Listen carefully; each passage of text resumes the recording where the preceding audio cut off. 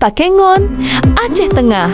Arus lalu lintas di Jalan Takengon Bintang kembali normal setelah sebelumnya terhambat akibat tumbangnya sebuah pohon besar yang melintang penuh di badan jalan, tepatnya di wilayah Kampung Mendale, Kecamatan Kebayakan. Selasa pagi sekitar pukul 10 WIB mendapat laporan warga, Wakapolres Aceh Tengah Kompol Samsir langsung bergerak menuju lokasi untuk melakukan tindakan awal dan menghubungi jajaran Satlantas serta Polsek Kebayakan. Tidak lama berselang, Kasat lantas bersama personel dan Wakapolsek Kota Takengon tiba di lokasi untuk mempercepat penanganan. Dengan sigap, personel Polres Aceh Tengah melakukan pembersihan batang pohon menggunakan parang sambil mengatur arus kendaraan yang mulai menumpuk. Pohon tumbang juga menimpa kabel PLN, sehingga petugas segera berkoordinasi dengan BPBD Aceh Tengah dan pihak terkait. Melalui kerjasama cepat antara Polres dan BPBD, batang pohon dipotong menggunakan senso dan segera disingkirkan dari badan jalan.